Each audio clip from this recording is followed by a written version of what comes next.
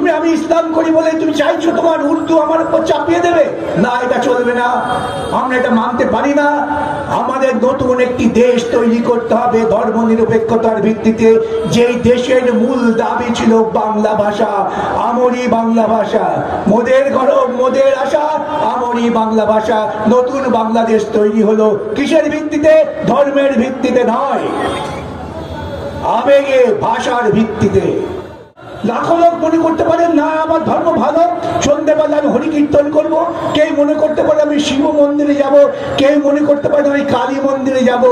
ওরা বলছেন ওইসব শিব মন্দির কালী মন্দিরে হবে না, এখন সবাই রাম মন্দির করো। এটা কেন? এটা হিন্দু ধর্মকে অপমান করা হচ্ছে।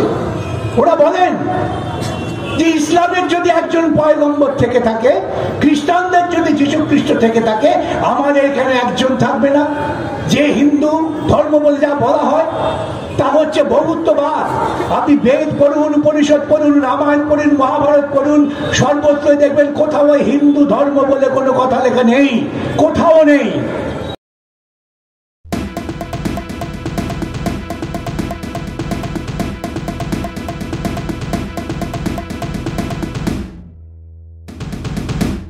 ধর্মীয় আবেগে সুরসুরি দিয়ে একদিকে আরএসএস হিন্দু মহাসভা, আরেকদিকে মুসলিম লীগ জিন্নার নেতৃত্বে, সৈয়দ আলীর নেতৃত্বে এরা ঠিক করলেন ইংরেজের মদতে যে ভারতবর্ষে নাকি দুটো জাতি আছে, একটা হিন্দু এবং একটা মুসলমান। ধর্ম নয়, দুটি নাকি জাতি। এবং এই দ্বিজাতি তত্ত্বের উপর দাঁড়িয়ে ভারতবর্ষ বিভাজনের আওয়াজ তুললেন আরএসএস। আজকে আমাদের যাদবপুরের প্রতিটি মানুষের, যে যাদবপুর একসময় উদ্বাস্তু দ্বারা এখানে উদ্ঘোষিত ছিল, সে উদ্বাস্তু জীবনের প্রতিষ্ঠার জন্য যেভাবে বামপন্থীরা লড়াই করেছিল, আজকে আমাদের বুঝতে হবে আমরা কেন উদ্বাস্তু হয়েছিলাম। আমি একটু উদ্বাস্তু পরিবারের সন্তান, আমি উদ্বাস্তু পরিবারে বড় হয়েছে, আমি জানি জীবন যন্ত্রণা কি, আমি দেখেছি চোখের উপর দাঁড়িয়ে। কেন হয়েছিল না? আরএসএস চেয়েছিলেন ভারতবর্ষটা হিন্দু রাষ্ট্র হোক, যেমন মুসলিম লীগ চেয়েছিল যে আমাদের জন্য একটা আলাদা দেশ করে দাও। কেন দেশ করে দাও না? আরএসএস বলছে এই দেশে যারা থাকবেন তাহলে যে হিন্দুদের প্রধানত হয়ে থাকতে হবে। ইংরেজ বললেন আমরা তো চলে যাব, এখন তোমরা ঠিক করো তোমরা কি করবে। তোমরা যদি বিভাজিত হতে চাও তোমাদের আমি ভাগ করে দেব। ইংরেজ তার পরিকল্পনা অনুযায়ী ভারতবর্ষকে দুটুকরো করলেন। শুধু ভারতবর্ষ নয়, সাম্রাজ্যবাদী ইংরেজ যেখানে যেখানে তার কলোনি ছিল সেখানেই তারা বিভাজন করেছেন। কেন? তারা জানেন পুঁজিবাদের বিরুদ্ধে মানুষের লড়াই, এই লড়াই যদি ঐক্যবদ্ধ লড়াই হয় পুঁজিবাদ উৎপাটিত হয়ে যাবে। সেই চিন্তার মধ্য দিয়ে ভারত বিভাজিত হলো। হইতে গেল পাকিস্তান, তারা তো ওখানে আল্লাহু আকবার করতে শুরু করলেন, কিন্তু আল্লাহু আকবার করে কি টিকিয়ে রাখতে পারলেন? ইসলাম কি পাকিস্তানকে ধরে রাখতে পারলো না? আমার বাঙালি জাতিসত্তা ভাষার ভিত্তিতে, আমার বাঙালি, আমি রবীন্দ্রনাথের ভাষায় কথা বলি, আমি নজরুলের গান গাই, আমি অতুল প্রসাদের গান গাই, আমি জসিমউদ্দিনের কবিতা পড়তে পড়তে গ্রাম্য জীবনের চেহারা খুঁজে পাই, সেই মুখের ভাষা তুমি কেড়ে নেবে? তুমি আমি ইসলাম করি বলে তুমি চাইছো তোমার উর্দু আমার উপর চাপিয়ে দেবে? না, এটা চলবে না, আমরা এটা মানতে পারি না। আমাদের নতুন একটি দেশ তৈরি করতে হবে ধর্ম নিরপেক্ষতার ভিত্তিতে, যেই দেশের মূল দাবি ছিল বাংলা ভাষা, আমরি বাংলা ভাষা। মোদের গরব মোদের আশা, আমরি বাংলা ভাষা। নতুন বাংলাদেশ তৈরি হলো কিসের ভিত্তিতে? ধর্মের ভিত্তিতে নয়, আবেগে ভাষার ভিত্তিতে। এটা যখন ওদিকে চলছে, যখন পাকিস্তান তৈরি হচ্ছে, তখন আমার ভারতবর্ষের বুকে আলোচনা হচ্ছে, যে ভারতবর্ষে আমি জন্মেছি, যে ভারতবর্ষে আমি লালিত পালিত হয়েছি, যে ভারতবর্ষে আপনারা লালিত পালিত হয়েছেন। তখন সংবিধান সভায় আলোচনা চলছে। আমরা বললাম আমরা তো রাজা দ্বারা শাসিত হতে চাই না। অনেক রাজা আমরা দেখেছি, জন্মে থেকেই রাজা রানীর গল্প শুনেছি। রাজা দশরথের পুত্র রাম রাজা, তাকে নিয়ে আমাদের চিন্তা নেই। রাবণ মহাদশানন, তাকে নিয়ে আমাদের চিন্তা নেই। কংস বংশের রাজাকে নিয়ে আমাদের চিন্তা নেই।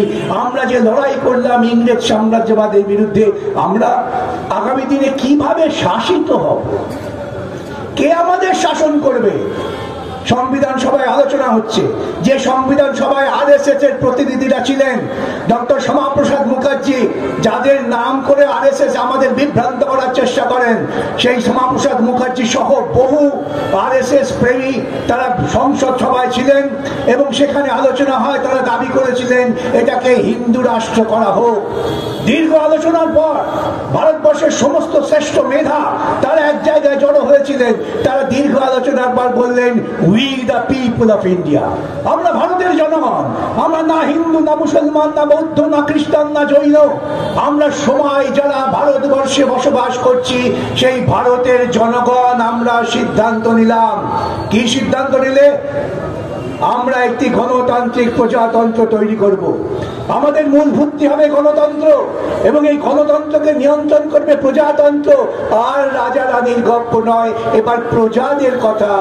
আমার সংবিধান বললেন 5 বছর পর পর পরীক্ষা দেওয়া হবে। তুমি যে শাসনে বসছো, শাসনের আসনে বসে তুমি কতটা সুশাসন করলে মানুষের জন্য, সেটা পরীক্ষা হবে 5 বছর পর পর। কিসের পরীক্ষা হবে? পরীক্ষার সিলেবাসটা কি? সংবিধান বলছেন আমি এমন একটা ভারতবর্ষের স্বপ্ন দেখতে চাই যে ভারতবর্ষে অর্থনৈতিক ন্যায় প্রতিষ্ঠা হবে, যে ভারতবর্ষের সামাজিক ন্যায় প্রতিষ্ঠা হবে। এই অর্থনৈতিক ন্যায় এবং সামাজিক ন্যায় তোমার লক্ষ্যমাত্রা। আমাকে যেতে হবে এখান থেকে 100 মাইল দূরে, আমি দেখতে পাচ্ছি আলোকবর্তিকা, সেখানে আমি যাব। তুমি যে দৌড়ে যাবে, কিভাবে যাবে তুমি? এই যাওয়ার জন্য চাই তোমার মেধা, চাই তোমার স্বাধীন চিন্তা, চাই তোমার বাক প্রকাশের স্বাধীনতা। তাই বলা হলো liberty of thought and liberty of expression. আমি চিন্তা করতে পারবো, চিন্তা করে আমি চিন্তার প্রকাশ ঘটাতে পারবো। আমি প্রত্যেক মানুষকে ভালোবাসবো, আমার প্রত্যেকটা মানুষ আমার বন্ধু। ফ্রেটার্নিটি, প্রত্যেকটা মানুষের মর্যাদা আছে, প্রত্যেকটা মানুষ তার ইচ্ছা মতো ধর্ম পালন করতে পারবে। কেউ ধর্ম নাও পালন করতে পারে। কেউ মনে করতে পারেন আমার মতো যে ধর্ম একটা অযৌক্তিক ব্যাপার। লাখো লোক মনে করতে পারেন না আমার ধর্ম ভালো, সন্ধ্যেবেলা আমি হরি কীর্তন করবো। কেউ মনে করতে পারে আমি শিব মন্দিরে যাব, কেউ মনে করতে পারে আমি কালী মন্দিরে যাব। ওরা বলছেন ওইসব শিব মন্দির কালী মন্দিরে হবে না, এখন সবাই রাম মন্দির করো। এটা কেন? এটা হিন্দু ধর্মকে অপমান করা হচ্ছে। ওরা বলেন যে ইসলামের যদি একজন পয়গম্বর থেকে থাকে, খ্রিস্টানদের যদি যীশু খ্রিস্ট থেকে থাকে, আমাদের এখানে একজন থাকবে না? যে হিন্দু ধর্ম বলে যা বলা হয় তা হচ্ছে বহুত্ববাদ।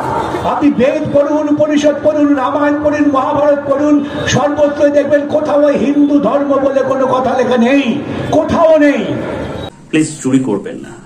একজন কন্টেন্ট ক্রিয়েটার অত্যন্ত কষ্ট করে তার কাজকে এগিয়ে নিয়েছে, তাই তার কাজকে সাপোর্ট করুন, তার কাজকে ভালোবাসুন, কিন্তু তার কাজ নিজের চ্যানেলে তুলে দেবেন না। কারণ জানবেন পাইরেসি কিন্তু একটা অত্যন্ত দণ্ডনীয় অপরাধ। আপনারা দেখছেন আওয়াজ, রোজকারের হক কথা। For more updates about Awaaz, please subscribe our YouTube channel Rajshekhar thali.